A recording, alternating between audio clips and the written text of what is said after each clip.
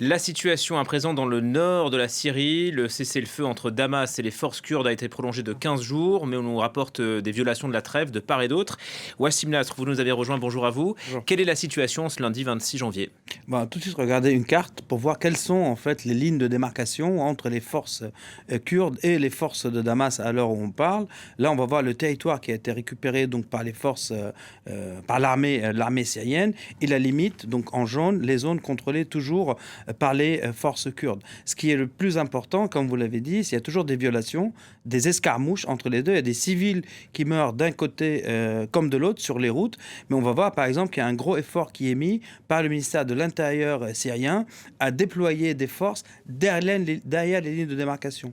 Et là, en l'occurrence, on est à Alep, donc parce que Kobané, l'Arabe, dépend d'Alep, et le ministère de l'Intérieur a déployé des forces justement pour empêcher les civils d'arriver sur la ligne de démarcation, justement pour empêcher les exactions, parce que c'est une zone très chargée. Par exemple, il y a une zone qui s'appelle Achoyour, qui est une zone arabe, qui a été vidée de sa population par les factions kurdes, parce que c'était une ligne de démarcation avec les rebelles syriens. Donc ces gens-là veulent rentrer chez eux. Et le ministère de l'Intérieur les empêche. Et en même temps, il y a comme des consultations limite 24 heures sur 24 pour calmer les esprits, que ce soit avec les notables kurdes de la minorité kurde qui se trouvent autour du sanctuaire, disons, d'un arabe kobané et les autres habitants arabes. L'équipe qui est en charge de ça, on va la voir en photo, c'est la même équipe qui était en charge de la sécurité d'Alep quand il y a eu les combats à Alep-Ville. Donc ils ont eu des résultats et c'est eux-mêmes qui sont déployés sur cette zone pour calmer les esprits. Là, on les voit à Tabqa quand ils ont négocié avec le YPG. L'homme en militaire, c'est Sipan Amo qui est géré le YPG à Alep, puis à Der Hafer, et puis apparemment maintenant à Kobané. Donc ce sont des gens qui se connaissent, mais ça n'empêche pas pour autant les escarmouches qui continuent. Et d'un autre côté, on a l'autre côté, donc à Saké, l'autre enclave jaune qu'on a vu, où la situation est très très tendue. Donc c'est une ville à majorité arabe, mais c'est comme la dernière bataille que mènerait le YPG, ou que voudrait mener le YPG. Donc ils essaient de faire le vide autour de la ville, et en même temps, les forces tribales sur zone essayent aussi d'avancer pour couper toutes les routes qui amènent vers Hassaké. Donc, alors on parle, il y a eu un exode, par exemple, du village qui s'appelle As-Safa, qui est sur la route avec le dernier passage frontalier entre la zone tenue par le YPG et le Kurdistan irakien. Voilà, on revoit cette image et on voit, on prend conscience que l'armée syrienne, elle a vraiment repris de larges pans du territoire aux Kurdes. Comment est-ce qu'ils sont sécurisés?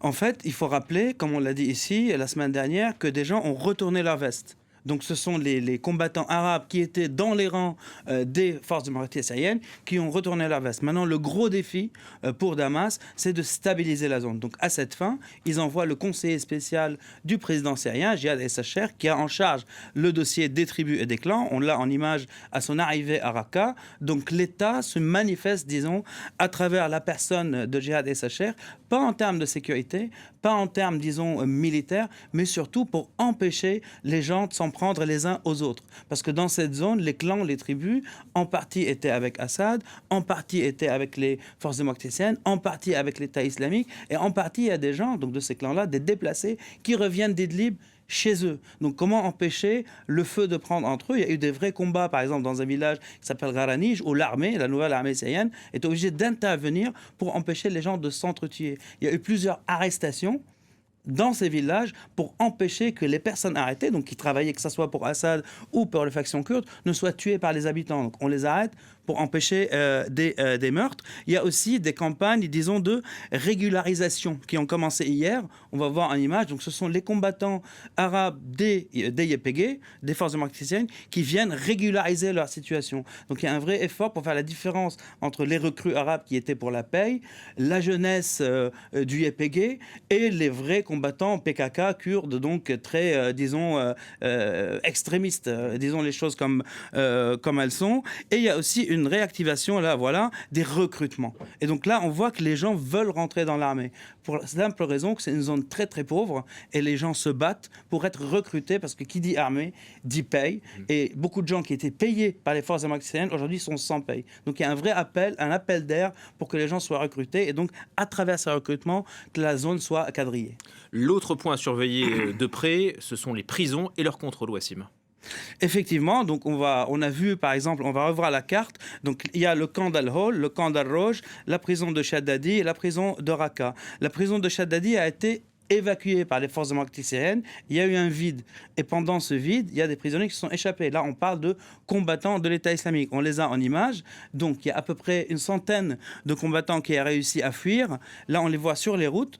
Donc il y a des gens éclopés. La situation dans ces prisons était très très grave. Donc là, ils erraient sur la route, ils étaient récupérés par les civils, puis livrés à l'armée. Sur les 150 qui se sont échappés, 90 ont été récupérés.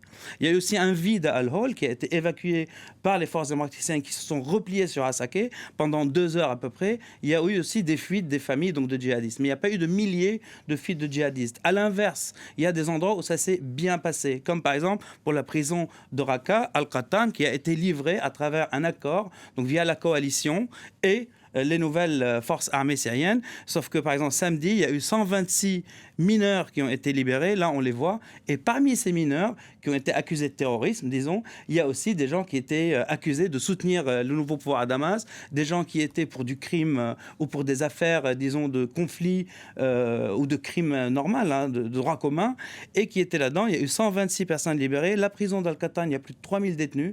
Et maintenant, le gros défi pour Damas, c'est de faire le tri. Donc il y a leurs parents qui attendent, leurs familles qui attendent dehors et qui disent ils sont accusés d'appartenir à l'État islamique, mais en fait ce n'est pas vrai. Et maintenant c'est à Damas de faire le tri pour remplir le contrat, que ce soit avec la coalition ou même pour se protéger, parce que évidemment Damas est en grand conflit avec l'État islamique. Dernier point important, les djihadistes étrangers les plus, importants, entre guillemets, ont été évacués en partie vers l'Irak par l'armée américaine, mais aussi l'armée française. Merci beaucoup, Wassim Nasr.